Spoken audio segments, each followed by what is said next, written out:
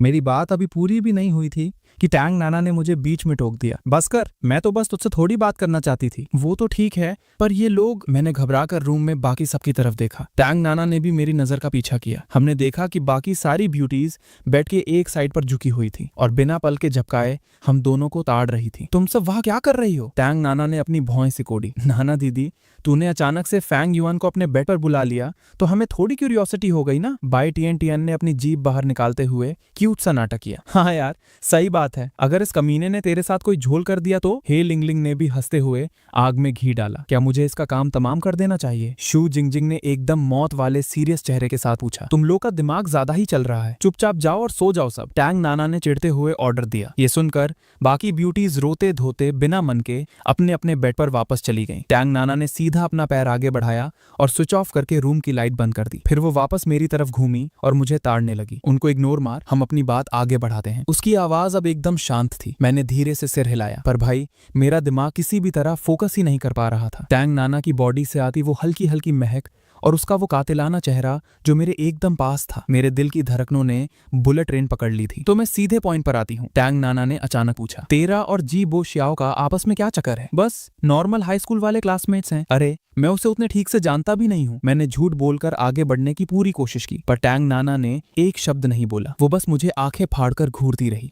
अच्छा ठीक है, असल में वो मेरा लंगोटिया यार है। हम दोनों की बचपन से अच्छी सेटिंग है। उसने ही मुझे फोर्स किया था इस कॉलेज का एग्जाम क्लियर करने के लिए। जब तुम दोनों छत पर बैठकर वो ड्रामेबाजी कर रहे थे ना, मैं तभी समझ गई थी कि तुम्हारा कोई तगड़ा कनेक्शन है। इसका मतलब तू उसे बहुत अच्छे से जानता है, राइट? हाँ, कह सकती है। मैंने अपना सिर हाँ में हिलाया। फिर तो बढ़िया है, तू मेरा बॉयफ्रेंड बन जा। भाई साहब, ये बात सुनते ही मैं बेड से स्प्रिंग की तरह उछल गया और ऊपर वाले बेड पर चुपके से हमें सुन रही बाई टियन टियन भी झटके से उठकर बैठ गई। तेरा बॉयफ्रेंड? मेरे कान तो ठीक है ना? मैंने आंखें फाड़ कर देखा और हकलाते हुए बोला। टैंग नाना देख, ये फालतू के मजाक मत कर। लेकिन टैंग नाना ने एकदम सीरियस चेहरे के साथ मेरे और करीब आकर बोला, मैं कोई मजाक नहीं कर रही, तू कान खोल कर सुन ले। मैं चाहती हूँ कि तू मेरा बॉयफ्रेंड बने। मेरा चेहरा एक सेकंड में टमाटर जैसा लाल हो गया। मैंने कांपते हुए पूछा, पर क्यों? टंग नाना ने चिढ़कर किया। जी बॉक्सियाओ मुझे एक दो दिन से नहीं छेड़ रहा है, वो बहुत टाइम से मेरे पीछे पड़ा है। अगर तू, जो उसका सबसे बड़ा जिगरी यार है, मेरा बॉयफ्रेंड बनेगा, तभी उसको पूरी तरह झटका लगेगा और वो मेरी जान छोड़ेगा। मेरे दिमाग में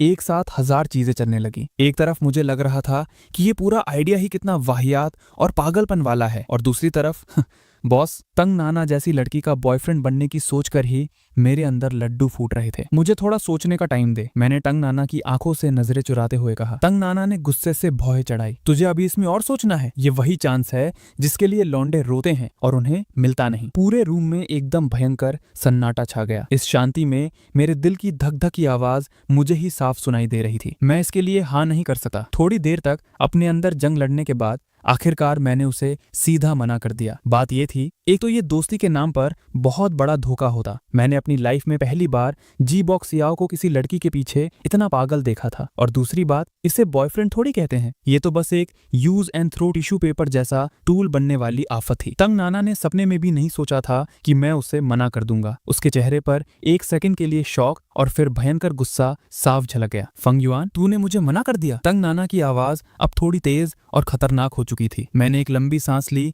अपनी पूरी हिम्मत जुटाई और बोला, आई एम सॉरी नाना, मेरा तुझे इंसल्ट करने का कोई इरादा नहीं है, पर ये जी बॉक्सियाओ के साथ एकदम नाइंसाफी होगी। तंग नाना ने फिर से सर्दी भरा किया। वो कमीना मेरे पीछे कुत्तों की तरह पड़ा है, तो क्या वो मेरे साथ इंसाफी है? तू एक बार फिर दिमाग चला ले, ऐसा मौका लाइफ में सिर्फ एक बार आता है, बार बार नहीं। मैंने एकदम पीछे न हटने वाले एटीट्यूड से अपना सिर हिलाया। मैंने सोच लिया है, तो भाड़ में जा तू। तंग नाना 2 पल के लिए चुप रही और फिर पलटकर मेरी तरफ पीट करके लेट गई। उसने एक लफ्ज और नहीं बोला। मेरे अंदर एक अजीब सा दुख और खालीपन आ गया। मुझे समझ नहीं आ रहा था कि मेरे इस फैसले से कहीं तंग नाना मुझसे पहले से भी ज्यादा नफरत तो नहीं करने लगेगी। मुझे खुद नहीं पता था कि मैंने सही किया या अपने ही पैर पर कुल्हाड़ी मार ली। पता नहीं कितना टाइम बीता, पर आखिरकार मेरी आंखें लगी गई और मैं बेहोशी वाली नींद में चला गया। फेंग युआन, ओए फेंग युआन, मेरे कान के पास एक एकदम प्यारी सी आवाज आई। मुझे फील हुआ कि कोई मेरी रजाई को हल्के से खींच रहा है। जैसे ही मैंने पलट कर देखा, भाई ये तो बाई टियन टियन थी। वो बेड के बिल्कुल किनारे पर अपना छोटा सा क्यूट सिर निकाले हुए थी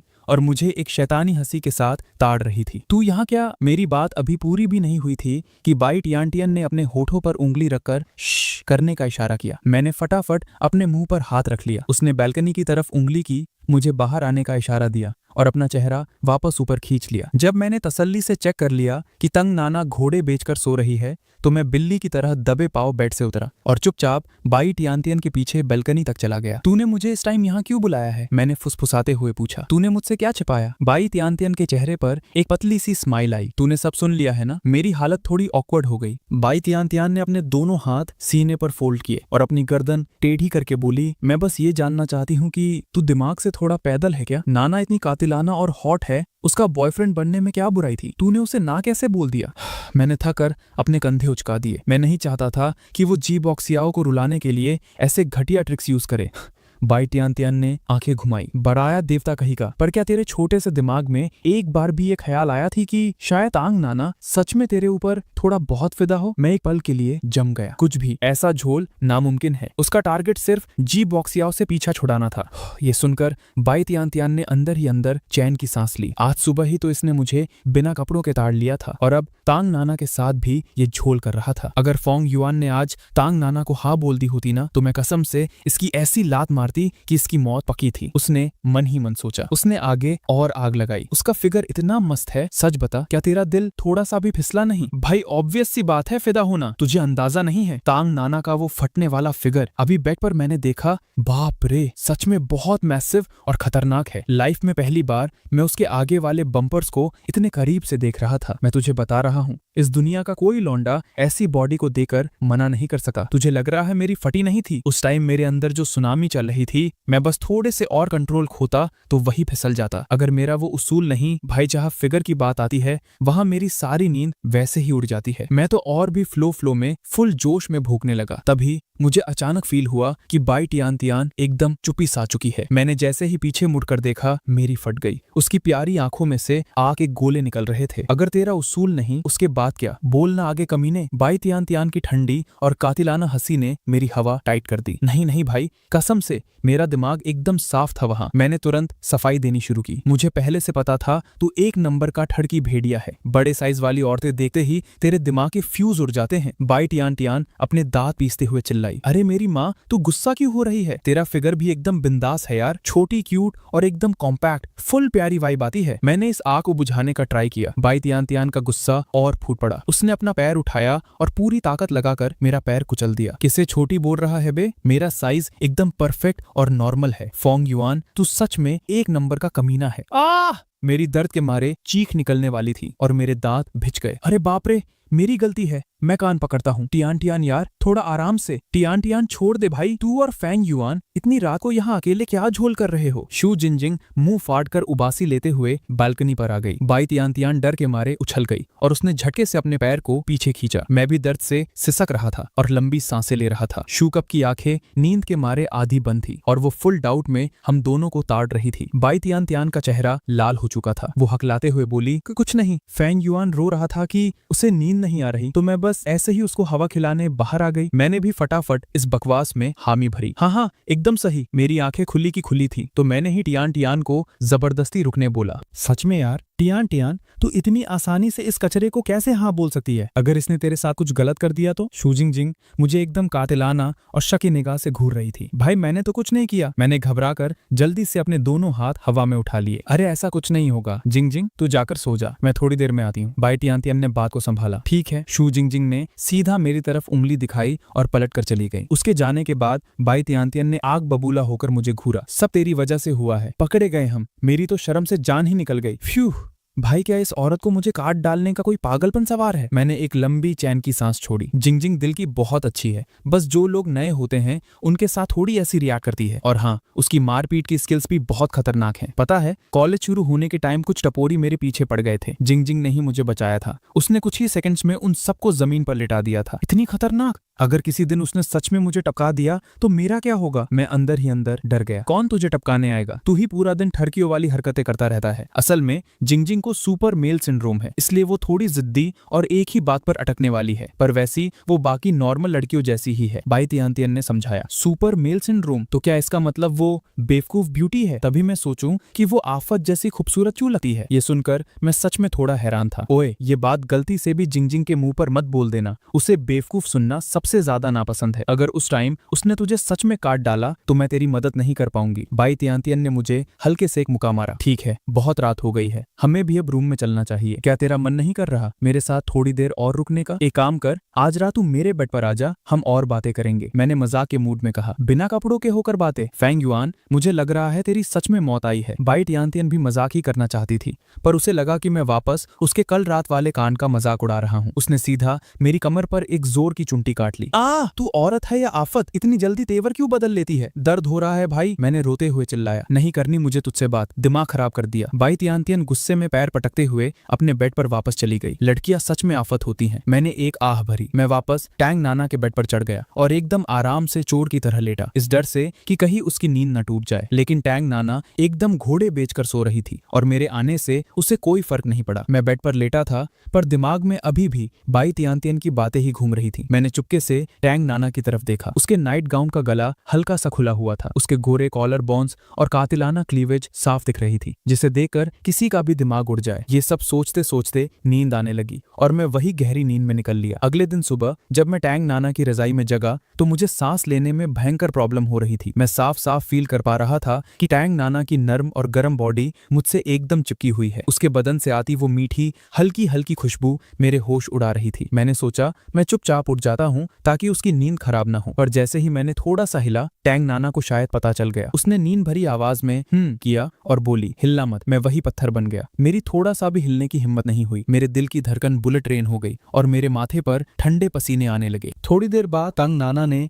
धीरे धीरे अपनी आंखें खोली और आधी नींद में मुझे ताड़ने लगी। उसके बाल बिखरे हुए थे, पर इस लुक में वो आग की तरह और भी ज्यादा हॉट लग रही थी। क्या तुझे इस तरह सोने में मजा आ रहा है? टैंग नाना ने अपनी एक लंबी टांग मेरी टांग पर रखी और उसके नर्म एसेट्स सीधा मेरे हाथ पर आकर दब गए। इस कातिलाना टच से मेरा पूरा दिमाग हैंग हो गया। नाना, ये तुम क्या? मुझे लगा था कि मेरी बॉडी डर से पत्थर हो चुकी थी, पर जैसे ही मैंने नीचे देखा वहां कुछ और भी ज्यादा सख्त हो चुका था। ये क्या है? टैंग नाना की नजर रजाई के ऊपर बन गए उस टेंट पर पड़ चुकी थी। बाप रे, खत्म, मैं तो गया। मैं फटाफट उठकर बैठ गया और उसे अपने बदन से छुपाने लगा। इतनी जल्दी जा रहा है? टैंग नाना ने अपना हाथ मेरी पीठ पर रखा और हल्के से सहलाने लगी। उसकी आवाज में एक खतरनाक जादू था। भाई, मेरे पेशेंस का दी एंड हो चुका था। मैं सीधा रजाई उठाकर बेड से भाग निकला। कचरा कहीं का, मुझे मना किया था ना, मैं खुद तुझे अपने प्यार में पागल बना दूंगी। ऐसा हो ही नहीं सकता कि मैं तुझे पिघला ना सकूं। टैंग नाना ने एक हाथ से अपना सिर पकड़ा और मुझे जानवर की तरह भागते हुए देखती रही। उसके चेहरे पर एक शैतानी मुस्कान आ चुकी थी। मैं बेड से कूदा, रजाई वही फेंकी और सीधा बालकनी की तरफ भागा। टैंग नाना आराम से उठी, अपने बाल बांधे और वो भी बालकनी की तरफ आने लगी। मैंने फटाफट एक बाथरूम का दरवाजा खोला और सीधा अंदर घुस गया। दरवाजा अंदर से लॉक किया और आखिर चैन की सांस ली। पर जैसे ही पलटा, मेरा कंधा दो एकदम नरम चीजों से टकराया। मैंने सिर उठाकर देखा तो ही लिंगलिंग फुल गुस्से में मुझे ताड़ रही थी। फेंग युआन, तू जानबूझकर ये सब कर रहा है ना? ही लिंगलिंग ने चिल्लाते हुए पूछा। भाई, अभी टाइम नहीं था इन सबका। मैंने जल्दी से ही लिंगलिंग के मुंह पर हाथ रखकर उसे दबा दिया। ही लिंगलिंग मेरे और दीवार के बीच दब गई थी। हालांकि वो टाइक्वांडो की चैंपियन थी, पर इस अजीब पोजीशन में वो बिल्कुल फंस चुकी थी। यहाँ तक कि वो मेरा हाथ भी नहीं हटा पा रही थी। थोड़ी देर बाद ही लिंगलिंग ने हार मानकर छुड़ाने की कोशिश बंद कर दी। वो बस वैसे ही कातिलाना नजरों से मेरी आंखों में घूरती रही। मैं भी बहुत शर्मिंदा था। आखिर ये कांड दूसरी बार हो रहा था। मैंने फुसफुसाते हुए कहा, सॉरी यार, आज बस मुझे थोड़ी देर और छुपने दे, ये सच में एक एक्सीडेंट है। उसी वक्त बाथरूम के दरवाजे के ठीक पीछे होने वाली आवाजों को सुनकर टैंग नाना समझ गई कि मैं पक्का अंदर ही छुपा बैठा हूँ। कुछ लोगों की शक्ल देखो तो कितने बेशरम लगते हैं, पर थोड़ी सी बात पर डर के मारे चूहे की तरह छुप जाते हैं। टैंग नाना ने गुस्से से हाँ किया, पर उसे बिल्कुल अंदाजा नहीं था कि अंदर मेरे साथ ही लिंगलिंग भी फंसी हुई है। मैं ये सुनकर पानी पानी हो गया। मैंने ही लिंगलिंग की तरफ आंख मारकर इशारों में समझाया कि बॉस, ये एक मिसअंडरस्टैंडिंग है, पर ही लिंगलिंग ने अपनी आंखें छोटी की, जैसे बोल रही हो मैं नहीं मानती तेरी बातें। हम दोनों काफी देर तक इसी पोजीशन में अटके रहे। ही लिंगलिंग की नर्म और गर्म सांसें सीधा मेरे हाथ पर पड़ रही थी, जिससे मेरे दिल में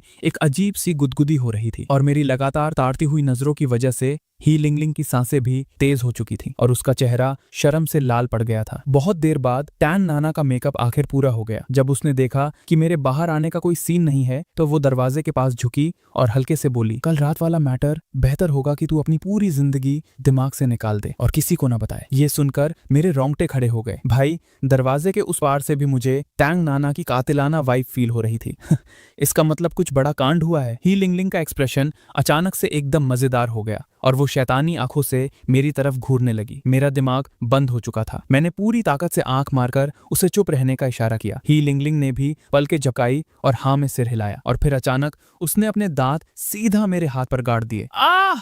मेरी दर्द से चीख निकल गई। पागल हो गया है क्या? बाहर खड़ी टैंग नाना को मेरा अचानक चीखना बिल्कुल अजीब लगा। मेरा दर्द के मारे मुंह बन चुका था, पर मैं गुस्सा भी नहीं निकाल सकता था। मैं बस अपना हाथ पकड़कर ही लिंगलिंग की उस शैतानी हंसी को घूर रहा था। टैंग नाना ने इरिटेशन में अपनी भौहें सिकोड़ी और बालकनी से चली गई। मैंने दरवाजे की झिर्री से ठीक से चेक किया कि वो चली गई है। तब जाकर मैं चोर की तरह बाथरूम से बाहर आया। भाई ही लिंगलिंग, तू पिछले जन्म में जानवर थी क्या? इतनी बुरी तरह काटा है। मैंने अपने हाथ पर छुपे उस गहरे दांत के निशान को देखा। ही लिंगलिंग ने मुझे घूरा और पूछा, वैसे वो कल रात वाला मैटर क्या था? तुम दोनों? ही लिंगलिंग के चेहरे पर वही शैतानी हंसी थी। तू दिमाग में कोई फालतू झोल मत ला। मैंने ऐसा वैसा कुछ नहीं किया। मैंने दोनों हाथ हिलाकर इनकार किया। और इतना डर क्यों रहा है? मैंने ये थोड़ी बोला कि तूने क्या किया है। मैं तू क्या कर रहा है? ठीक है, टैंग नाना ने मना किया है तो मैं आगे भसड़ नहीं करूंगी। ही लिंगलिंग ने मेरे कंधे को थपथपाया। Thank you. वैसे भी सच में कोई कांड नहीं हुआ। मैं बोल चुका हूँ, मुझे इन सब में कोई इंटरेस्ट नहीं है, चाहे वो बाई टियान हो या टांग नाना। बस नेक्स्ट टाइम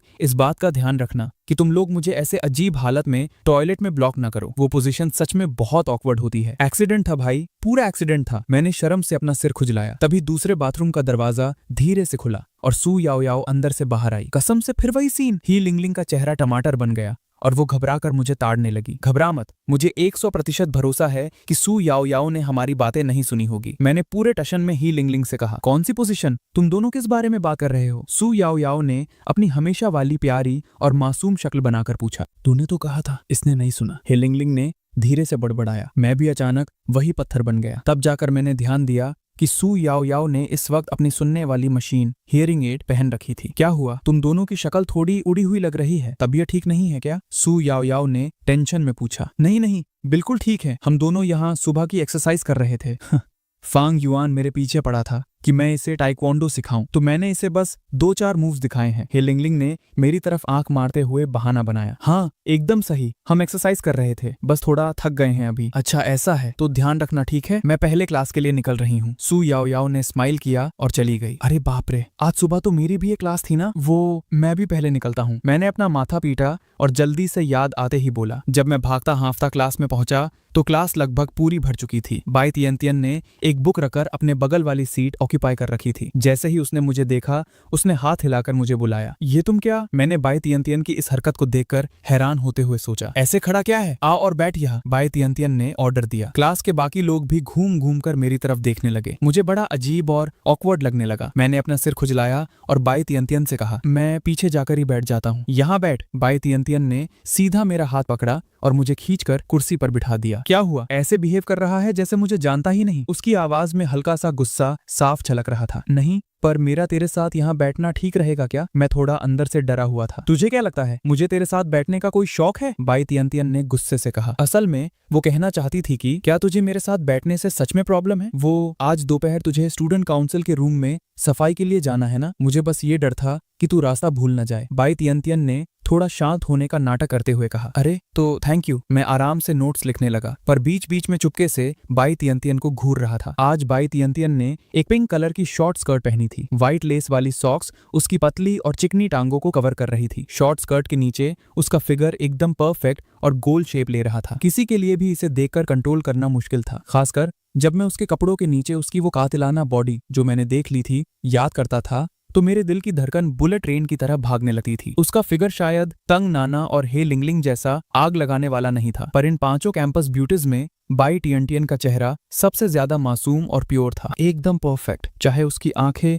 और फीचर्स हों या उसकी स्किन, कोई एक गलती भी नहीं निकाल सकता था। अगर ये मेरी गर्लफ्रेंड बन जाए तो मैं कसम से इसे रोज अपने गले लगा कर रखूंगा। मन तो करता है कि इसे चूम चूम कर खा जाऊं। ओए, क्या तू दिमाग में किसी और लड़की के ख्याल ला रहा है? बाई तियन ने अचानक से पूछा। बाप रे, क्या ये लड़की दिमाग पढ़ना जानती है? मैंने शर्म से एक झूठी हंसी दी और बोला, ऐसा कुछ नहीं है यार, तू फालतू में मुझे ब्लेम मत कर। बाई तियन ने हल्के से हाँ किया और चुप हो गई। वो आराम से क्लास अटेंड करने लगी। मैंने भी डर के मारे दिमाग में और कोई भसड़ नहीं चलाई और शांति से क्लास पर फोकस किया। मुश्किल से क्लास खत्म हुई। मैं एकदम चैन की सांस लेते हुए सीट से खड़ा हुआ। कहाँ भाग रहा है? अभी थोड़ी देर में एक और क्लास है, बाई तियन ने याद दिलाया। चिल्लाया। हाँ मुझे पता है, मैं बस एक पानी की बोतल लेने जा रहा हूँ, तुझे कुछ चाहिए क्या? मैंने पूछा। बाई तिएनतिएन ने कोई जवाब नहीं दिया और अपना सिर डेस्क पर रख लिया। जब उसमें ध्यान नहीं दिया तो मैं अकेला ही क्लास से बाहर जाने लगा। बाई तिएनतिएन ने अचानक अपना सिर ऊपर उठाया और धीरे से बोली, मुझे ग्रीन प्लम टी पीनी है। ठीक है, मैंने जवाब दिया। थोड़ी देर बाद एक एकदम हैवी और वीआईपी पैकिंग वाली मिल्क टी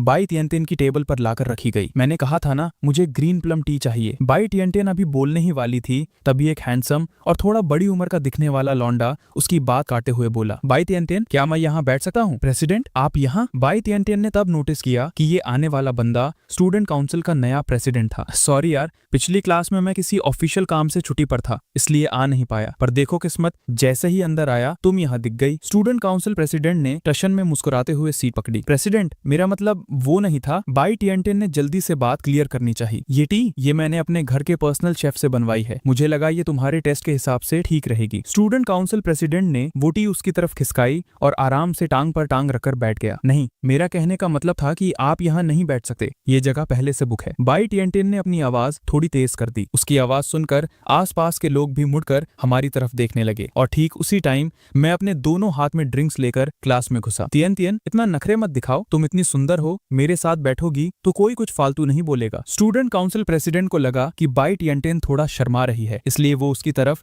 थोड़ा और खिसक गया। ये लोग यहाँ क्या देख रहे हैं? मैं कंफ्यूज होकर अपनी जगह की तरफ चला। तभी मैंने देखा कि बाई तिएनतिएन के बगल में एक नया बंदा बैठा है। क्या ये बाई तिएनतिएन का दोस्त है? तुम दोनों एक दूसरे को जानते हो? बाई तिएनतिएन ने हैरान होकर पूछा। क्यों, तूने मेरे चर्चे सुने हैं? लॉन्ग आउतियन भी थोड़ा कंफ्यूज था। भाई मैं तुझे एकदम मस्त तरीके से जानता हूँ, मैंने मन में सोचा। ये लॉन्ग आउतियन मेरे जैसी बिजनेस फैमिली से ही था। हम दोनों के परिवारों का आपस में बिजनेस लिंक भी था, पर फर्क बस इतना था कि लॉन्ग आउतियन की फैमिली पावर के मामले में बहुत ऊपर थी। उनकी कंपनी पूरे देश में फेमस थी। लेकिन सबसे अजीब बात ये थी कि ये लॉन्ग आउतियन मुझे ऐसे देख रहा था जैसे उसने मुझे लाइफ में कभी देखा ही ना हो। नहीं जानता मैंने एक सेकंड सोचा और फिर झूठ बोल दिया। तो फिर तुझे इसका नाम कैसे पता? बाई तिएनतिएन और भी ज्यादा कंफ्यूज हो गई। हाँ भाई, तुझे मेरा नाम कैसे पता? लॉन्ग आउतियन भी मुझे घूरने लगा। अब इस झोल को मैं कैसे हैंडल करूं? तूने ही तो मुझे पहचानने से मना किया है। क्या तूने इसलिए नाटक किया ताकि तेरा लॉन्ग फैमिली के बड़े साहबजादे वाला राज न खुले और तू आराम से लड़कियां पटा सके? मैंने दिल ही दिल में सोचा, पर मैं चुप रहा। भाई ये तू क्या गेम खेल रहा है? मैं टेंशन में कुछ बोल नहीं पाया और बस लॉन्ग आउतियन को लगातार आंख मारने लगा। मैं तुझसे सवाल पूछ रहा हूँ, तू मुझे ऐसे आंख क्यों मार रहा है? क्या आंख में कचरा चला गया है? लॉन्ग आउतियन गुस्से में चिल्ला उठा। मेरा दिमाग एकदम से फट गया। भाई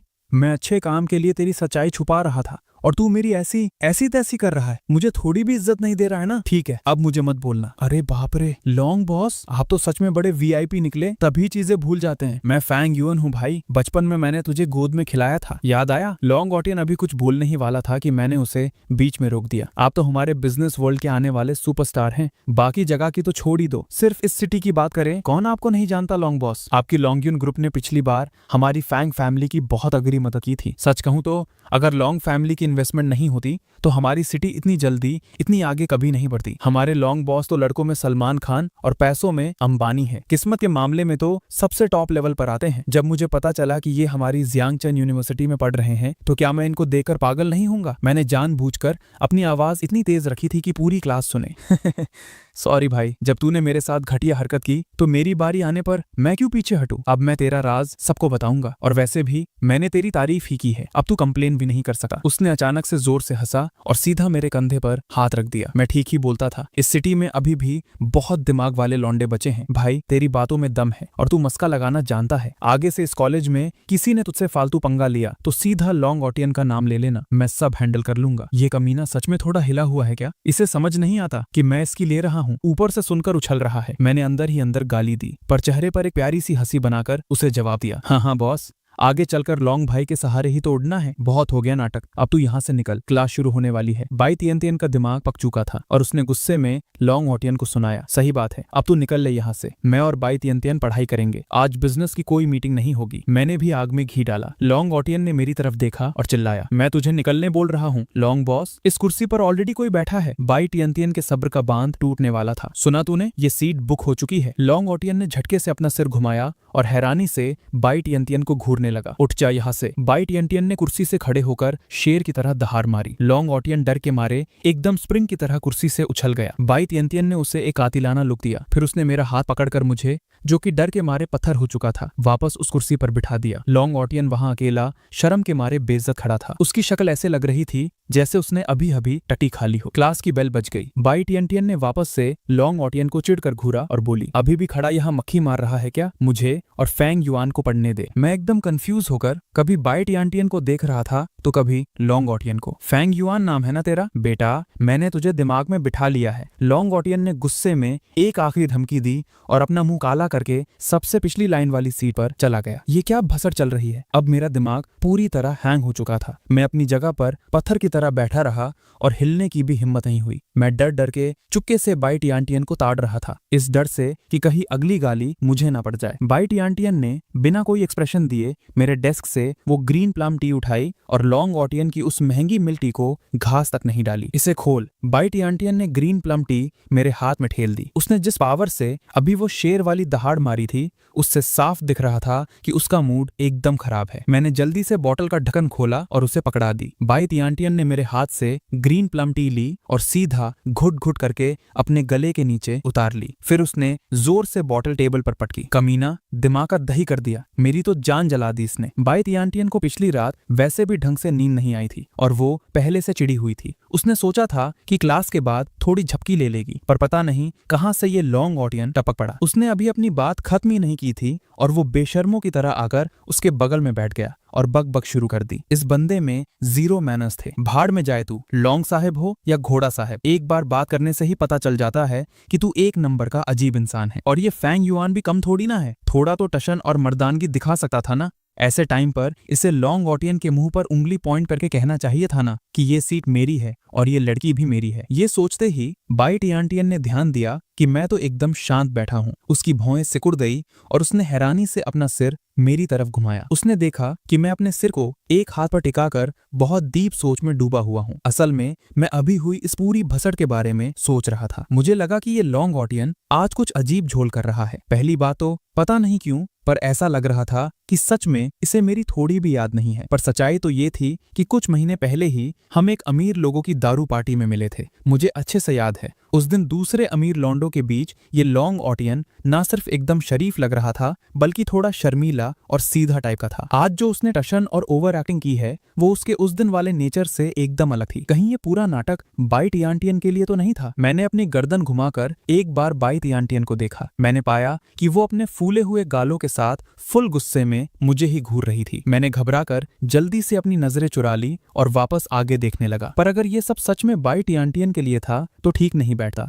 क्योंकि मुझे एकदम 100% याद है कि लॉन्ग ऑटियन को लड़कियां पसंद ही नहीं है। सच्ची बात तो ये है कि इतने बड़े लॉन्ग यून ग्रुप का सेकंड प्रिंस लॉन्ग साहेब लॉन्ग ऑटियन एक गे लौंडा है। ये बात दुनिया में गिनती के लोगों को ही पता है। अगर उस पार्टी में भीड़ कम होने पर इस लॉन्ग ऑटियन ने गलती से मेरे पिछवाड़े पर चुंटी नहीं काटी होती तो मुझे भी शायद ये बात कभी पता ही नहीं चलती। मैंने फिर से छुपकर एक बार और बाई टियन को ताड़ा। वैसे बात भी सही है, मैंने चाहे अपनी लाइफ में कितनी भी हॉट लड़कियां देखी हो, पर चेहरे के मामले में बाई टियन से ज्यादा फ्लॉलेस और परफेक्ट कोई नहीं है। क्यूट और प्यारी वर्ड तो जैसे सिर्फ उसी के लिए बनाया गया है। मेरा चेहरा एक सेकंड में टमाटर की तरह लाल हो गया। तू मुझे ऐसे आंखें फाड़ के क्यों घूर रहा है? क्लास पे फोकस करना, पागल कहीं का। बाई टियन ने हल्के से मुझे धक्का दिया। पहले बाई टियन थोड़ी गुस्से में थी, पर जिस कातिलाना निगाह से मैं उसे ताड़ रहा था, उससे अब उसे भी शर्म आने लगी थी। नहीं, कुछ नहीं। वैसे टियन, तू इस लॉन्ग ऑटियन को कैसे जानती है? वो हमारी डिपार्टमेंट की स्टूडेंट काउंसिल का प्रेसिडेंट है। पहले तो मुझे भी ठीक ठाक लगता था, पर पता नहीं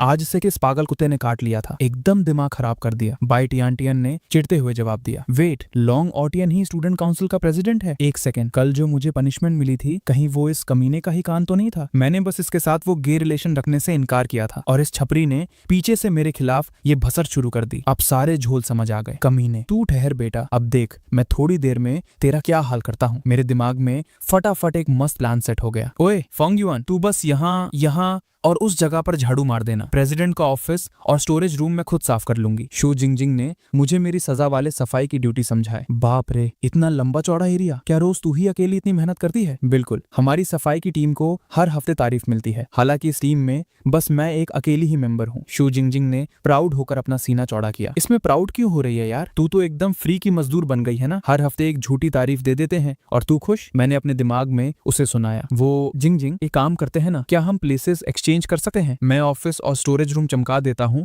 और तू ये एरिया साफ कर ले। क्या बोलती है? ऐसा सपने में भी नहीं हो सकता। वो हमारे यंग मास्टर का ऑफिस है। हमारे यंग मास्टर इस स्टूडेंट काउंसिल के प्रेसिडेंट हैं। उनका ऑफिस तो बस मैं ही अपने हाथों से साफ करूंगी, कोई गड़बड़ी नहीं होनी चाहिए। शू जिंगजिंग ने बिना सोचे सीधा मना कर दिया। तुम्हारा यंग मास्टर? कहीं वो मेरा चेहरा एकदम पत्थर जैसा हो गया। एकदम सही, मेरे यंग मास्टर और कोई नहीं बल्कि लॉन्ग ऑटियन है। बड़े मालिक ने मुझे डायरेक्टली ऑर्डर दिया है कि मैं उनका अच्छे से ख्याल रखूं। शू जिंगजिंग ने पूरी तरह सीरियस होकर मुझे देखा। पर मैंने तो तुझे उसका ख्याल रखते हुए नहीं देखा। इसे कहते हैं छुपे रहकर प्रोटेक्ट करना। तुझे क्या पता शैडो प्रोटेक्शन क्या होती है? हमारी लॉन्ग फैमिली ने हम जैसे निंजास को इसीलिए ट्रेन किया है ताकि हम पीछे से सारा काम संभाले। शू जिंगजिंग का चेहरा एकदम डेंजर और सीरियस था। निंजा? इस जमाने में ये क्या नया चूतियाप है? तू पक्का श्योर है कि तेरा काम बॉडीगार्ड वाला नहीं है? मेरा दिमाग इस नई भसड़ को प्रोसेस नहीं कर पा रहा था। असल बात ये थी कि शू जिंगजिंग तो इस लॉन्ग ऑटियन का ही आदमी निकली। तभी मैं सोचूं ये आफत मुझे बार बार टारगेट क्यों कर रही है। साथ ही मुझे इस बात का झटका भी लगा कि लॉन्ग फैमिली का टशन सच में अलग है। इतनी टॉप लेवल कैंपस ब्यूटी को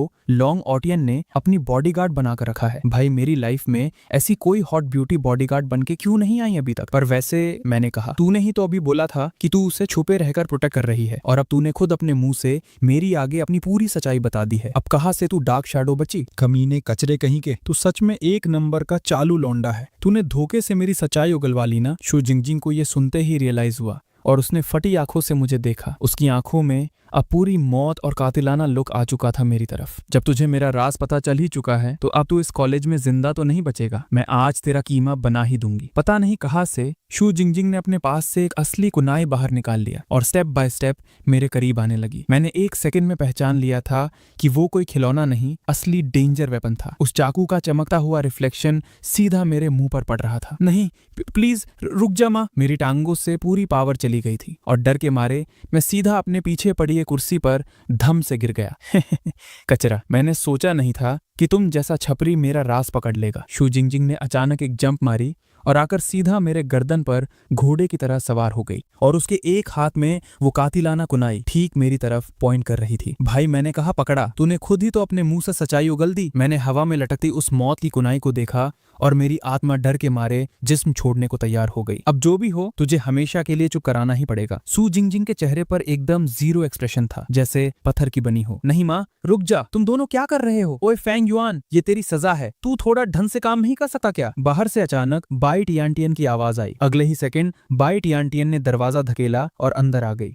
कैसी आफत है, ये रूम तो पहले से भी ज्यादा फैला हुआ लग रहा है। देख, ये टेबल भी टेढ़ी हो रखी है और ये सारी बुक्स जमीन पर क्यों फेंक रखी हैं? मैं कुर्सी पर डर के मारे अधमरा होके गिरा पड़ा था। मेरी शक्ल पर अभी भी मौत का खौफ छपा था और एक सेकंड पहले जो कुनाई मेरी शक्ल में घुसने वाली थी वो जादू की तरह एकदम गायब हो चुकी थी। शू जिंगजिंग भी मुझसे लगभग 2 मीटर दूर एकदम ठीक लड़कियों की तरह शांति से टेबल साफ कर रही थी। अगर मेरी कॉलर अभी भी उसके खींची हुई हालत में फटी और सिकुड़ी हुई ना होती तो मैं पक्का यही सोचता कि ये सब मेरा कोई भयंकर सपना था। तू कुछ काम धंधा कर सकता है या नहीं? जिंगजिंग मेहनती है, इसका मतलब ये थोड़ी कि तू यहाँ निठल्लों की तरह बैठकर चोरी करेगा। एक नंबर का घटिया इंसान है, हमेशा जिंगजिंग को तंग करता रहता है। बाई टियानटियान ने आते ही वापस अपनी डांट शुरू कर दी। मैं उसको तंग कर रहा हूँ? भाई मेरी जान जाते जाते बची है अभी। कैसी ऐसी की तैसी। वो धार वाली कुनाई सीधा मेरे गले में उतरने वाली थी। मैं बाई टियानटियन से बचाने की भीख मांगने ही वाला था कि मेरी नजर थोड़ी दूर से मुझे धमकाती हुई शू जिंगजिंग की कातिल आंखों पर पड़ी। छोड़ भाई, अगर मैं बाई टियानटियन को बोलूं भी तो वो घंटा मेरी बात मानेगी। और सबसे बड़ी बात, अगर मैंने उसे इस भसड़ में घसीटा तो क्या पता ये पागल शू जिंगजिंग उसे भी टपका दे। तो फिर मैं जाकर टॉयलेट चमका देता हूँ। मैंने अपनी कांपती हुई टांगों को थोड़ा कंट्रोल किया और जबरदस्ती टशन में खड़ा होकर दरवाजे की तरफ चलने लगा। तुझे टॉयलेट साफ करने किसने बोला? ज्यादा शाना मत बन, मुझे पता है तू वहां जाकर टाइम पास करेगा। चुपचाप यहाँ ठीक से झाड़ू मार। बाई टियानटियन ने मुझे कॉलर से पीछे खींचा और मेरे हाथ में झाड़ू थमा दिया। मैं अंदर ही अंदर खून के आंसू रो रहा था। बाई टियानटियन, तू सच में एक नंबर की बेवकूफ औरत है। आज तेरे इस चक्कर में मेरी मौत पक्की हो जाएगी। मजबूरी में मुझे झाड़ू पकड़कर रूम के बिल्कुल आखिरी कोने में जाना पड़ा, जितना हो सके शू जिंगजिंग से दूर। जिंगजिंग, इस फेंग युआन को काम चोरी मत करने देना। मेरी एक मीटिंग है, मैं निकल रही हूँ। बाई टियानटियन ने ऑर्डर दिया और दरवाजा बंद करके चली गई। एक्टिविटी रूम में अब सिर्फ मैं और शू जिंगजिंग अकेले थे। हवा में एकदम भयंकर और डरा देने वाला सन्नाटा छा गया। एक सेकंड के अंदर शू जिंगजिंग ने मुझे दीवार से दबा दिया और अपनी कुनाई सीधा मेरी गर्दन पर टिका दी। उसकी आंखें बर्फ से भी ज्यादा ठंडी लग रही थी। खत्म, आज तो मेरी लाश यही गिरेगी। तू मुझे नहीं मार सकती। सू जिंगजिंग मुझे एकदम कंफ्यूज होकर टाड़ने लगी। क्योंकि मैं तुम्हारे यंग मास्टर का सबसे खास और जिगरी भाई हूँ। क्या? सू जिंगजिंग एक पल के लिए एकदम जम गई। काम बन रहा है। लगता है ये पागल लड़की मेरे इस झूठी स्क्रिप्ट में फंस रही है। एकदम सही, मैं और लॉन्ग ऑटियन बहुत पुराने भाई हैं। उसके ऊपर तो मेरे पैसे भी उधार हैं। अगर तूने मुझे टपकाया तो वो गुस्से में आग बबूला हो जाएगा। मैंने उसे उल्लू बनाना जारी रखा। अच्छा ऐसी बात है। सू जिंगजिंग की ट्यूबलाइट आखिर जल ही गई। मैंने हल्के से उंगली से उसकी कुनाई को अपने गले से दूर धकेला। हाँ भाई, तुम्हारे यंग मास्टर के पास पैसों की कमी थोड़ी ना है जो वो मेरा उधार नहीं चुकाएगा। तू खुद सोच, अगर तूने मुझे मार डाला तो मुझे माफ कर दो। मुझे सच में नहीं पता था कि तुम यंग मास्टर के भाई हो। सू जिंगजिंग ने फटाफट घबराकर मुझे छोड़ दिया। यंग मास्टर पर आपके कितने पैसे उधार हैं? मैं आपको थोड़े बहुत अभी वापस कर देती हूँ। सू जिंगजिंग जल्दी जल्दी अपने कपड़ों की जेबों में हाथ डालकर कुछ ढूंढने लगी। भाई मेरा दिमाग ही हैंग हो गया कि अब इसे क्या बोलूं। मैंने तो सपने में भी नहीं सोचा था कि ये सू जिंगजिंग इतनी इजीली बेवकूफ बन जाएगी। सू जिंगजिंग ने कई सारे बैंक कार्ड्स और चिल्लर बाहर निकाल लिए। उसका चेहरा शर्म से लाल था और वो बोली, ये मेरे पिछले कुछ सालों की टोटल सेविंग्स हैं। हालांकि ये सिर्फ 15,042 रुपए और 50 पैसे ही हैं। मैं ये सब आपको दे रही हूँ। बस यंग मास्टर को थोड़े और दिन का टाइम दे दीजिए। भाई ये क्या भसड़ है? मुझे पता था कि वो मेरी बातों पर भरोसा कर चुकी है, पर इतना अंधा विश्वास, या फिर मैं ये कहूँ कि मुझे अंदाजा नहीं था कि ये लड़की दिमाग से इतनी ज्यादा पैदल और पागल हो सकती है। क्या इसी को लोग एकदम मासूम बोलते हैं? भाई तुझे पता भी है, तेरा ये चिल्लर तुम्हारे यंग मास्टर की एक वीआईपी रेड वाइन की बोतल के टैक्स के बराबर भी नहीं है। मैंने दिल में सोचा, मैं एक निंजा हूँ, कोई आम बॉडीगार्ड नहीं, और मैं लॉन्ग फैमिली की वफादार हूँ। उन्होंने मुझे पाला पोसा है। मुझे किसी सैलरी की जरूरत नहीं होती, पर मेरे पास सच में बस इतना ही कैश है। सू जिंगजिंग ने पूरी सीरियसनेस से बताया। अरे छोड़ ना, असल में लॉन्ग ऑटियन ने पहले मेरी बहुत मदद की थी। उधार कोई ज्यादा बड़ा नहीं है। हमारी पुरानी दोस्ती के नाम पर हम उस हिसाब को यही खत्म करते हैं। मैंने राहत की सांस ली। सच्ची में? मैंने सोचा नहीं था कि तुम दोस्ती यारी में इतने पक्के और अच्छे हो। सू जिंगजिंग खुशी से उछल पड़ी। फंग युआन, मैं मानती हूँ कि मैंने तुझे पहचानने में गलती कर दी। मुझे तो लगता था कि तू एक नंबर का कचरा इंसान है, बहुत घटिया और एकदम ठरकी। ठीक है, अब रुक जा। तू बस दिमाग में एक बात बिठा ले, मैं और long boss secret business partners हैं। वो नहीं चाहता कि दुनिया को हमारे इस कनेक्शन के बारे में पता चले। तो किसी के आगे इस बात का एक भी लफ्ज मत बोलना। ये सीक्रेट बिजनेस पार्टनर्स क्या होता है तुझे समझने की जरूरत नहीं है कि ये क्या होता है। तुझे बस आज की ये पूरी भसड़ हमेशा के लिए चुप रखनी है। तू तो निंजा है, तेरे लिए ये तो छोटी बात होगी, है ना? एकदम छोटी बात। अगर मैंने आप दोनों के इस सीक्रेट रिलेशन का राज किसी के आगे खोला तो मैं अपनी जान देकर इसकी कीमत चुकाऊंगी। सू जिंगजिंग ने फटाफट अपनी कुनाई निकाली और उसे ठीक अपने गले की तरफ रखकर कसम खाने लगी। अरे भाई साहब, ठीक है, मैंने कोई खूनी कसम खाने नहीं बोला। अंदर रख उसे जल्दी। उस कुनाई को देखते ही मेरी टांगों में वापस से पानी भर चुका था। सॉरी यार, मैं थोड़ी ज्यादा एक्साइटेड हो गई थी। सू जिंगजिंग ने अपना सिर खुजलाया और उस कुनाई को वापस अपने स्कर्ट के नीचे अपनी टांग पर बांध लिया। तो फिर मैं जाकर अपना झाड़ू पोछा शुरू करता हूँ। थोड़ी देर में उनकी मीटिंग खत्म हो जाएगी। मैं ये बोलते हुए सीधा स्टूडेंट काउंसिल प्रेसिडेंट के ऑफिस की तरफ चल दिया। फेंग युआन, ओए रुक, वो जगह मुझे साफ करनी है। अरे तू दिमाग चला, तू भूल गई क्या मेरा और लॉन्ग ऑटियन का क्या झोल है? मैं पलटा और सू जिंगजिंग को घूरा। तुम दोनों सीक्रेट बिजनेस पार्टनर्स हो, सू जिंगजिंग ने धीमी आवाज में बताया। तो फिर बात खत्म ना? तू बस बाहर वाला एरिया चमका दे, पर वहां ठीक से और पूरी मेहनत से सफाई करना, ठीक है? सू जिंगजिंग को अभी भी थोड़ा डाउट हो रहा था। भाई 100% टेंशन मत ले। कड़ी मुश्किल से मैंने इस आफत सू जिंगजिंग से पीछा छुड़ाया। मैंने फटाफट अंदर जाकर ऑफिस का दरवाजा अंदर से लॉक मारा। भाई मेरी किस्मत, अच्छा हुआ मेरा दिमाग आइंस्टाइन की तरह तेज चलता है, वरना आज ये बेवकूफ औरत मुझे फोकट में टपका देती और किसी को कानो कान खबर तक नहीं होती। वैसे सोचने वाली बात है, ये सू जिंगजिंग सच में एक निंजा निकली। क्या ये वही निंजा हथौड़ी वाली flying thunder God technique use करती है? अच्छा है इस लड़की का फ्यूज उड़ा हुआ है। लेकिन बेटा लॉन्ग ऑटियन, तेरा बाप भी कोई आम लौंडा नहीं है। तूने मुझे फालतू में सजा दी ना, आज मैं तुझे ऐसी कातिलाना गिफ्ट दूंगा कि तू जिंदगी भर याद रखेगा। मेरी नजर ऑफिस की डेस्क पर रखे उस चाय के जग पर पड़ी और मेरे चेहरे पर एक भयंकर और कमीनी हंसी आ गई। मिल गया मेरा शिकार। मैंने अपनी जेब से एक छोटी सी दवाई की पिल निकाली और उसे उंगलियों में पकड़ लिया। ये गोली पूरी तरह से डार्क ब्राउन रंग की थी और इसमें कोई अजीब स्मेल नहीं थी। ये मेरी मेहनत की कमाई से खरीदी हुई लूज मोशन पिल है। इसकी एक ही गोली और मैं गारंटी देता हूं तू अगले 3 दिन तक टॉयलेट में नाचेगा। मैंने अपनी उंगलियों से उस गोली का पूरा चूरा चूरा कर दिया और उसे चाय के जग में एकदम ठीक से डाल दिया। मुझसे झाड़ू लगवाएगा तू? वेट कर बेटा, थोड़ी देर में मैं तेरी कब्र पर झाड़ू मारूंगा, कमीने ठरकी इंसान। मैंने उस जग को मस्त तरीके से हिलाया ताकि दवाई अपना असर ठीक से पानी में घोल ले। ये सारा कांड सेट करने के बाद मैं चुपके से वहां स्टोरेज रूम में घुसकर छुप गया और दिमाग में फुल पॉपकॉर्न सेट करके वेट करने लगा कि कैसे थोड़ी देर में लॉन्ग औतिया एक अल्टीमेट जेट स्प्रे वॉरियर बनेगा। थोड़ी देर बाद शू जिंगजिंग ऑफिस में आई और उसने देखा कि मैं वहां से फरार हूं। उसकी तो आग ही लग गई। कमीना कहीं का, मुझे बोला था ठीक से सफाई करेगा और खुद भाग गया। शू जिंगजिंग को मजबूरी में खुद ही पूरा ऑफिस चमकाना पड़ा। लॉन्ग औतिया उसी टाइम अपनी मीटिंग खत्म करके अंदर आया। वो आते ही सीधा अपनी कुर्सी पर किसी लाश की तरह गिर पड़ा। मेरी तो वाट लग गई भाई। इस झंड स्टूडेंट काउंसिल में इतनी फालतू की भसड़ क्यों होती है? लॉन्ग औतिया आते ही रोना धोना और गालियां देना शुरू हो गया। यंग मास्टर, क्या आप आजकल टेंशन में रहते हैं? आप तो पहले कभी गाली नहीं देते थे। शू जिंगजिंग ने बड़ी फिक्र से उसकी तरफ देखा। मेरी ऐसी की तैसी, मैं जो चाहे बोलूं, तुझे क्या? और एक बात बता, तू अभी तक यहाँ क्या मक्खी मार रही है? लॉन्ग औतिया ने एकदम सड़ी हुई शक्ल बनाकर पूछा। मैंने अभी तक पूरा साफ नहीं किया। आज इतनी धीमी क्यों है तू? छोड़ दे, मत कर साफ, निकल यहाँ से, मुझे आराम करना है। लॉन्ग औतिया ने उसकी तरफ पलके उठाकर देखने का भी कष्ट नहीं किया। यंग मास्टर, क्या जिंगजिंग से कोई गलती हुई है जिससे आप गुस्सा हैं? तूने सब बढ़िया किया है, अब बस बाहर निकल और किसी को भी अंदर भेजने की आफत मत पालना। लॉन्ग औतिया ने उस पर दहाड़ मारी। जी यंग मास्टर, मैं जाती हूँ। शू जिंगजिंग बेचारी दुखी मन से सिर झुकाकर वहां से निकल गई। लॉन्ग औतिया ने किसी चोर की तरह चुपके से दरवाजा बंद किया। उसने काफी देर तक झांककर देखा। जब उसे 100% यकीन हो गया कि शू जिंगजिंग सच में दूर निकल चुकी है, तब वो आराम से वापस अपनी कुर्सी पर बैठा। सिस्टम, बाहर निकल तू। ये तेरी क्या घटिया लड़की पटाने वाली सीक्रेट टिप्स है? घंटा कोई असर नहीं हो रहा इनका। लॉन्ग औतिया अचानक से हवा में किसी से बात करते हुए चिल्ला उठा। फिर वो अपनी कुर्सी से उठा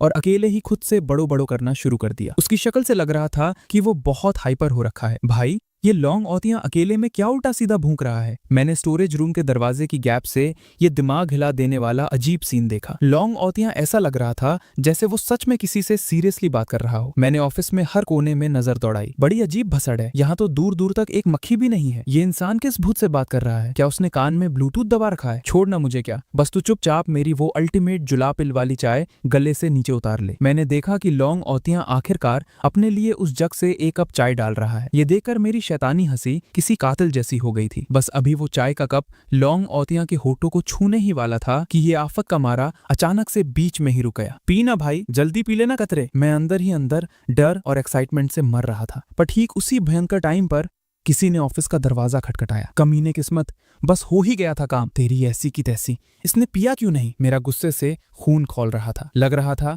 अभी उल्टी कर दूंगा। तू अंदर क्यों आई वापस? तुझे बोला था ना बाहर रुकने। लॉन्ग औतियान गुस्से में चिल्ला उठा। यंग मास्टर, अभी अभी बड़े माली के लोग आए थे, शू जिंगजिंग ने थोड़ा प्राउड होकर बताया। कचरा औरत, बड़े माली के बंदों को तूने बाहर रोक दिया? दिमाग कहाँ है तेरा? ये सुनते ही लॉन्ग औतियान की आग भड़क उठी। पर यंग मास्टर, आपने ही तो बोला था कि कोई भी आपको डिस्टर्ब ना करे। तो मुझे लगा। शू जिंगजिंग ने थोड़ा डर के अपना सिर झुका लिया।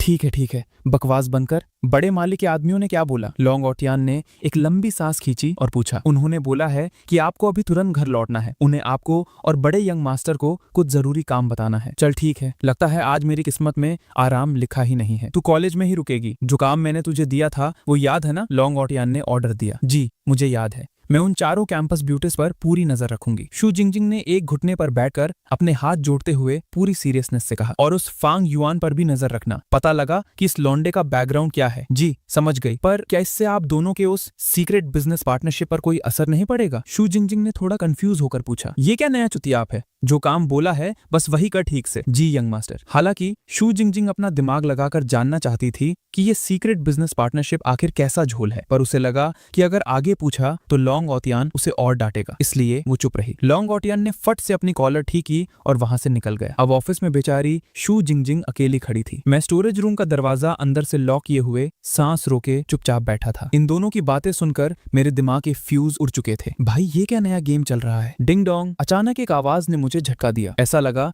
जैसे मेरे कान के एकदम पास किसी ने घंटी बजाई हो। मैं सोच ही रहा था कि शायद मेरा दिमाग खराब हो गया है और मुझे वहम हो रहा है कि वो आवाज वापस आई। Ding dong. बाहरी दुनिया के डेटा की घुसपैठ पकड़ी गई है। ऑटो डिफेंस सिस्टम स्टार्ट हो रहा है। डिफेंस सिस्टम होस्ट के अंदर फिट किया जा रहा है। Fusion successful. मेरा पूरा दिमाग चकरा गया, जैसे किसी ने मेरे सिर में जोर से पत्थर मार दिया हो। हेलो होस्ट, मेरा यहाँ आने का एक ही रीजन है। वो आदमी जिसका नाम लॉन्ग औतिया है, वो इस दुनिया का नहीं है। वो किसी दूसरी दुनिया से यहाँ दोबारा पैदा हुआ है। उसके अंदर भी एक सिस्टम फिट है। अगर उसने अपने सिस्टम के टास्क पूरे कर लिए तो हमारी ये पूरी दुनिया डिलीट हो जाएगी। वो यहाँ चाहे किसी भी झोल के लिए आया हो, आपको उसे रोकना ही होगा। ये क्या वाहियात बकवास है, एकदम पागलपन।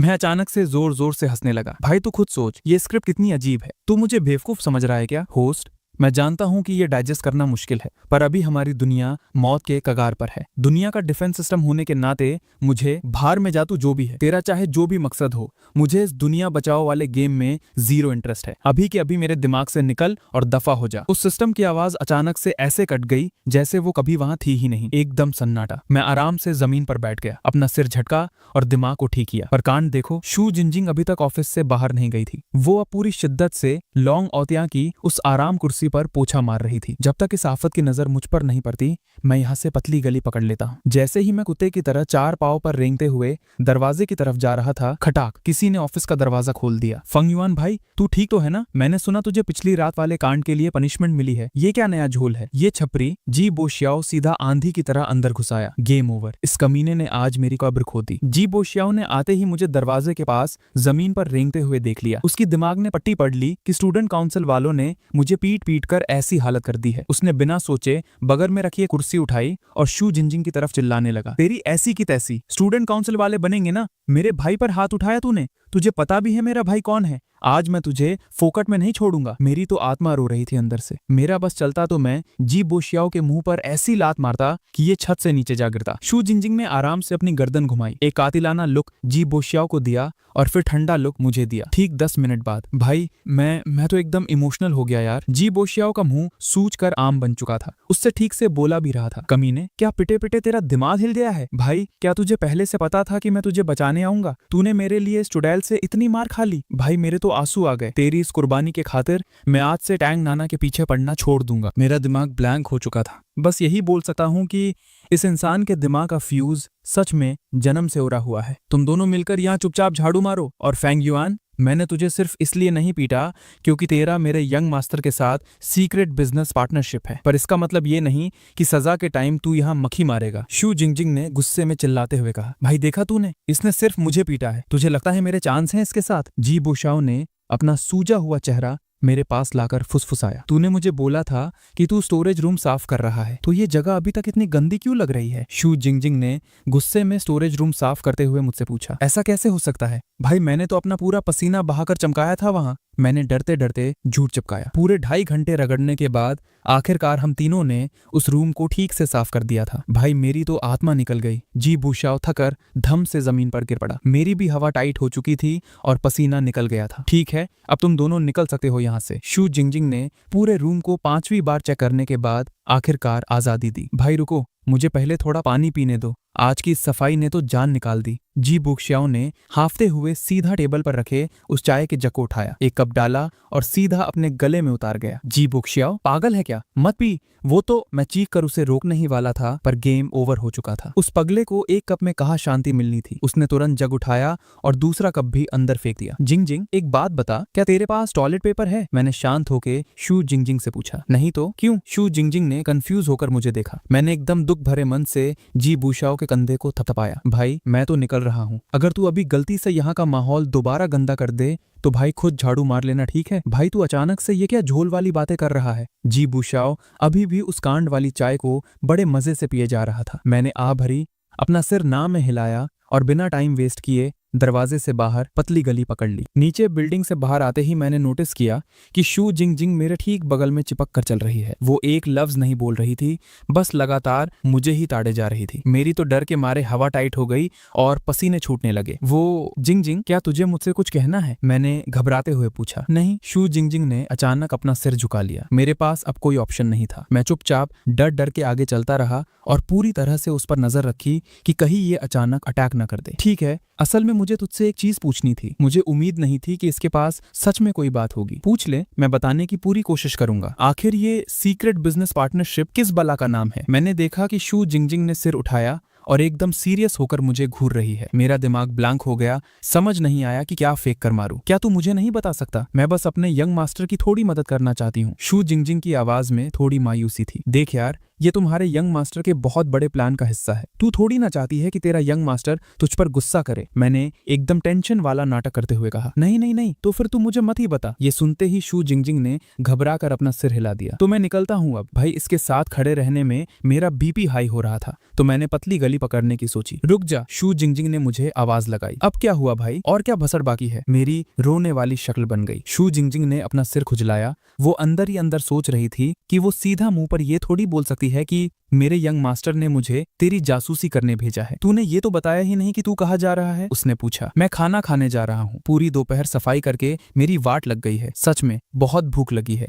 मैंने फटाफट एक बहाना चुकाया। तो फिर मुझे भी भूख लगी है, हम साथ में खाने चलते हैं, शू जिंगजिंग ने एकदम ठंडी आवाज में कहा। ये थोड़ा अजीब नहीं लगेगा? मैंने एक झूठी हंसी दी। इसमें अजीब क्या है? कल दोपहर भी तो तू टैंग नाना के साथ खाना खा रहा था ना, तो मेरे साथ खाने में क्या प्रॉब्लम है? मेरी आगे मुंह चलाने की हिम्मत नहीं हुई। मैं चुपचाप चलने लगा और शू जिंगजिंग मेरे पीछे आने लगी। हमने कॉलेज के बाहर एक ठीक ठाक सा रेस्टोरेंट ढूंढ लिया। मैंने आराम से खिड़की के पास वाली एक टेबल पकड़ी, पर झोल ये हुआ कि शू जिंगजिंग मेरे सामने बैठने के बजाय ठीक मेरे बगल में आकर बैठ गई। मैंने मेन्यू खोला और मेरा मुंह बन गया। ये क्या सस्ता खाना है भाई? आखिरकार ये एक छोटा सा लोकल रेस्टोरेंट था, मेरी फैमिली के 5 स्टार होटल्स के लेवल का तो बिल्कुल नहीं था। शू जिंगजिंग मेरे बगल में बैठी बहुत घबरा रही थी। ये जगह बहुत महंगी लग रही है, एक काम करते हैं, वापस कॉलेज की कैंटीन में चलते हैं। अरे यार, अब वापस क्यों जाना? मैंने बिना सोचे मेन्यू पर 10 से 12 डिशेस पर टिक मार दिया और मेन्यू शू जिंगजिंग को पकड़ा दिया। ये देख, तुझे और कुछ ऐड करना है क्या? शू जिंगजिंग ने मेन्यू पकड़ा और उसकी प्राइसेस देखते ही उसका चेहरा शर्म और डर से लाल हो गया। ये सब इतना महंगा क्यों है? वो हैरानी से मेन्यू पलटने लगी। मुझे नहीं खाना, ये बोलकर वो कुर्सी से खड़ी हो गई। अचानक क्या हुआ? तबीयत ठीक नहीं है क्या? मैंने कंफ्यूज होकर पूछा। फंगयुआ, तू जानबूझ कर रहा है ना? शू जिंगजिंग अचानक से गुस्से में मुझे घूरने लगी। अब क्या कांड कर दिया मैंने बोला कि मुझे तेरे साथ खाना खाना है,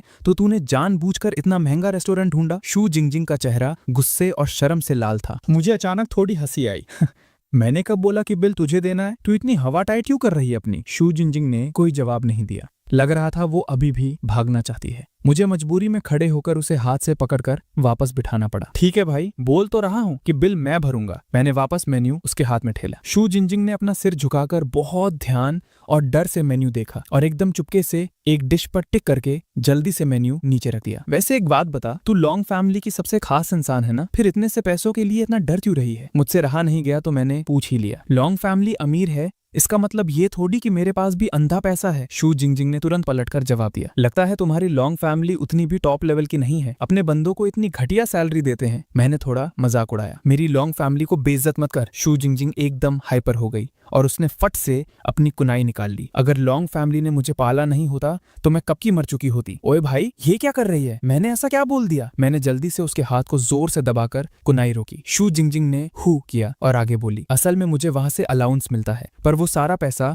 मैं अपनी निंजा ट्रेनिंग पर खर्च कर देती हूँ। अच्छा, तो तू खुद ही पैसे उड़ाते फिरती है? मैंने मजे लेते हुए कहा। मैं फालतू पैसे नहीं उड़ाती। शू जिंगजिंग वापस भड़क उठी। मैं बस अपने आप को और ताकतवर बनाना चाहती हूँ ताकि मैं लॉन्ग फैमिली का एहसान चुका सकूं। मैंने उसकी कुनाई वाले हाथ को पूरी जान लगाकर दबाए रखा और समझाया, ठीक है मेरी माँ, तूने पैसे खराब नहीं किए, पर हर बात पर ये हथियार मत निकाल लिया कर भाई। मुझे अभी थोड़ी देर में तेरा बिल भी तो भरना है। जब हम रेस्टोरेंट से बाहर निकले तो थोड़ा अंधेरा हो चुका था। मैंने और शू जिंगजिंग ने पूरे 2 घंटे तक दबाकर खाया। अगर ठीक से कहूँ तो अकेली शू जिंगजिंग पूरे 2 घंटे तक लगातार खाती रही। भाई, इसके खाने की स्पीड और डोज देखकर मेरे तो तोते उड़ गए थे। ये छोटी सी लड़की रुक ही नहीं रही थी। मैंने पहले ही बहुत सारा खाना ऑर्डर किया था, उसने वो सारा अकेले फिनिश कर दिया और उसकी शक्ल देखकर लग रहा था कि उसे अभी भी भूख लगी है। शू जिंगजिंग की शक्ल पर साफ दिख रहा था कि उसे और खाना है, पर उसे शर्म आ रही थी। मैंने ज्यादा भसड़ नहीं की और उसके लिए और खाना ऑर्डर करता गया। भाई, सिस्टम ये था कि मैं ऑर्डर करता गया और ये लड़की दबाकर खाती गई। ये पूरा कांड याद करके जब मैंने अपने बगल में चल रही शू जिंगजिंग को देखा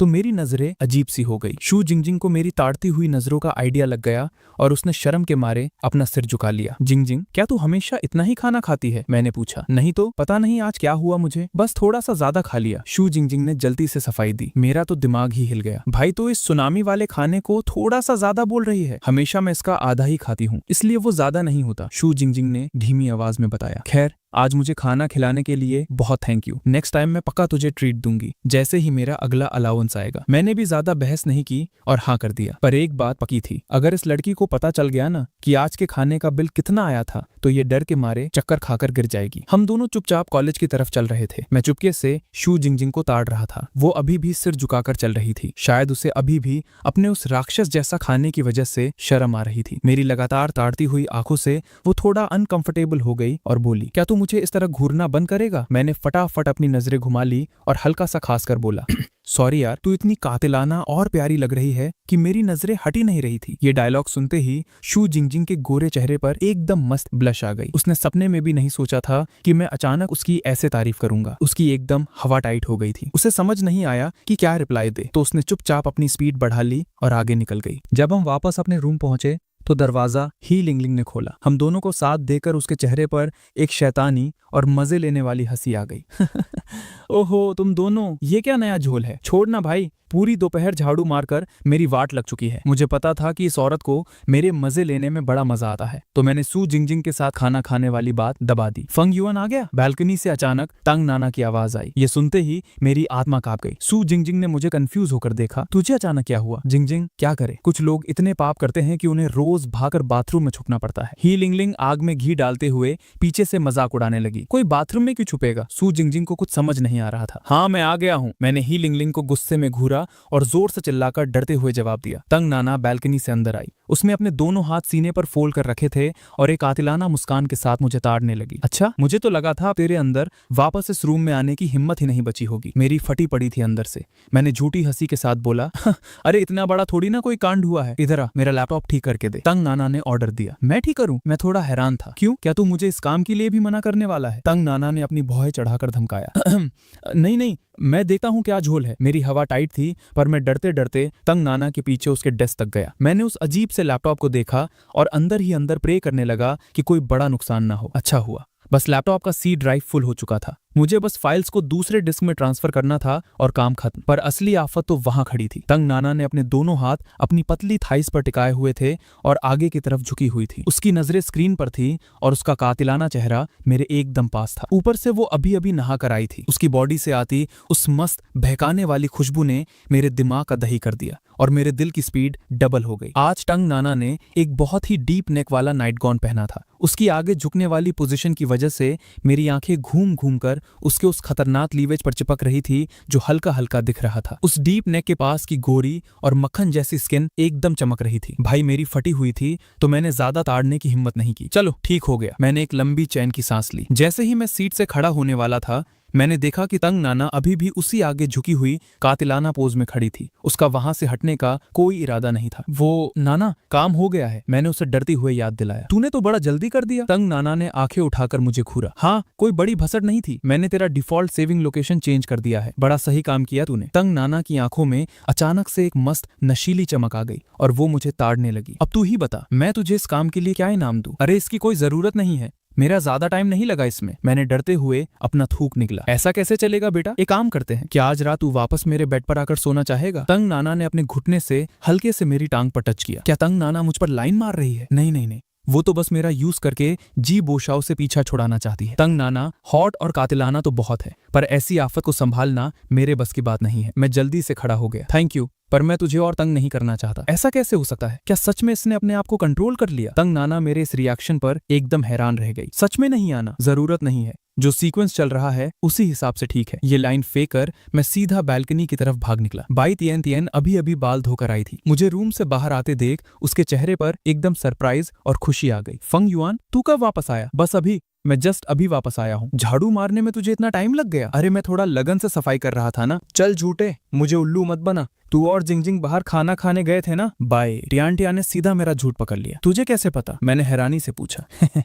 जिंगजिंग ने मुझे मैसेज करके सब बता दिया। कमीने, तू मुझसे झूठ बोलता है। मैंने कहा झूठ बोला? मुझे लगा ये बताने वाली कोई ऐसी खास बात नहीं है। कहीं तू जिंगजिंग पर लाइन तो नहीं मार रहा? मुझे पहले से पता था तू वही ठरकी लौंडा है जो जिसे देखता है उस पर फिदा हो जाता है। बाई टियान ने एकदम सब समझ आने वाला नाटक किया। ओए हेलो, तू फालतू बातें मत बना। मैं कहा हर किसी पर लाइन मारता फिरता हूँ। मैंने अपने बचाव में आवाज उठाई। हाँ, किसी को क्या पता तेरे जैसा कमीना पूरा दिन दिमाग में क्या कचरा भरे रखता है। तू मुझे इतना घटिया क्यों समझती है यार? मैंने तो कुछ किया भी नहीं है, अभी भी बोल रहा है। तूने मेरे साथ जो जो कांड किए हैं उनका क्या? भाई टियांटिया ने गुस्से और शर्म से मुंह फुलाकर कहा। इसमें पूरी गलती मेरी थोड़ी ना है, मुझे क्या पता था तुझे वैसा शौक है। मैंने एकदम मासूम शक्ल बनाई। ये एकदम नॉर्मल बात है, ठीक है? बहुत सी लड़कियों को वैसा ही पसंद होता है। अरे यार, दिमाग की दही कर दी तूने। भाई टियांटियान अचानक इतनी शर्मा गई कि उससे ठीक से बोला भी नहीं जा रहा था। मुझे भी लगा कि ये मैटर बहुत ही ज्यादा ऑकवर्ड हो रहा है, तो मैंने चुपचाप खिड़की के बाहर देखना शुरू कर दिया। भाई टियांटियान ने अपना सिर झुका लिया। थोड़ी देर बाद जैसे उसने कोई बहुत बड़ा डिसीजन ले लिया हो, उसने टमाटर जैसे लाल चेहरे के साथ पूछा, क्या तू अभी फ्री है? मैं तो अभी नहाने जा रहा था। उसकी ऐसी अजीब सी शक्ल देखकर मेरा दिमाग थोड़ा कंफ्यूज हो गया। भाई टियांटियान ने चिढ़कर मुझे कातिलाना लुक दिया। मैंने फटाफट बात घुमाई। हाँ, फ्री हूँ, एकदम फ्री हूँ। भाई टियांटियान का चेहरा थोड़ा ठीक हुआ और उसने एकदम शर्माते हुए प्यारी आवाज में कहा, मेरा एक छोटा सा काम कर देना। क्या काम? मेरे बाल ड्राई कर देगा? कर देगा ना? भाई टियांटियान ने सिर नीचे किए एकदम धीमी आवाज में पूछा। कर तो दूंगा, पर मैंने आज तक किसी के बाल ड्राई नहीं किए, मुझे डर है। कोई बात नहीं। भाई टियांटियान जल्दी से अपना हेयर ड्रायर उठा लाई। उसने प्लग लगाया और ड्रायर मेरे हाथ में थमा दिया। वो कुर्सी पर बैठ गई। उसके लंबे नरम बाल किसी झरने की तरह खुले हुए थे। उसके गीले बाल हल्के हल्के उसके गोरे कंधों को छू रहे थे, जो उसे एकदम बहकाने वाला और कातिलाना वाइब दे रहे थे। मैंने ड्रायर ऑन किया और एकदम परफेक्ट टेम्परेचर और स्पीड सेट कर दी। गर्म हवा भाई टियांटियान के बालों से टकराने लगी। मैं एकदम हल्के और नरम हाथों से ड्रायर चला रहा था, इस डर से कि कहीं उसे दर्द ना हो जाए। मेरी उंगलियां उसके घने बालों के बीच से गुजर रही थी। गलती से मेरी उंगलियां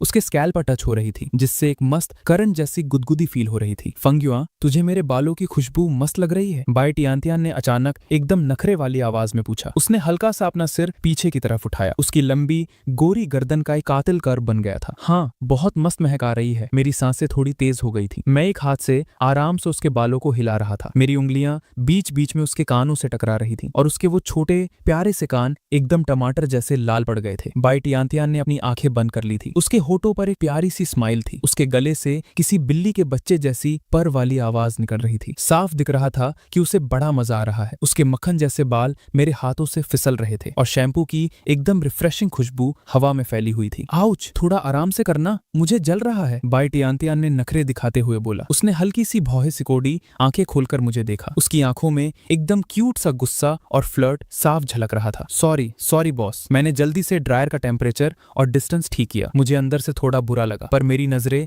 ना चाहते हुए भी उसके उन हल्के गुलाबी गालों पर चिपक गई। भाई टियांटियान ऐसे ही सिर पीछे किए मेरी आंखों में घूरती रही। क्या तू आज भी मेरे साथ बेड शेयर करना चाहता है? मेरी आंखें फटी की फटी रह गई। भाई ये क्या कांड चल रहा है? दीदी तू भी शुरू हो गई? रुक, पहले तू ब्रेक ले। उसकी आंखों में उम्मीद और डर दोनों दिख रहा था। लग नहीं रहा था कि वो मजाक कर रही है। मैंने बिना सोचे अपना हाथ सीधा उसके मुंह पर चिपका दिया और उसका चेहरा ढक लिया। मेरी तो ऐसी तैसी हो चुकी थी। फेंगयुआन पागल है क्या? ये क्या कर रहा है? भाई टियांटियान का चेहरा मेरे हाथ से दबा हुआ था और वो हिल नहीं पा रही थी। वो अपने दोनों हाथ हवा में अजीब तरीके से मारने लगी। मुझे उसके चेहरे की उबलती हुई गर्मी फील हुई, तो मैंने फटाफट हाथ हटा लिया। सॉरी यार, तू क्या पागल हो गया है? मुझे मार डालने का प्लान है क्या? उसने चिल्लाया। ठीक उसी टाइम सू याओ याओ बाहर से बालकनी में आई और उसने हम दोनों की ये भसड़ देख ली। ये क्या नाटक चल रहा है तुम दोनों का? उसने पूछा। याओ याओ दीदी, ये पागल लौंडा सच में मेरी जान निकाल देगा। भाई टियांटियान ने गुस्से में अपने गाल फुलाए और मुझे घूरा। गुस्से और शर्म की वजह से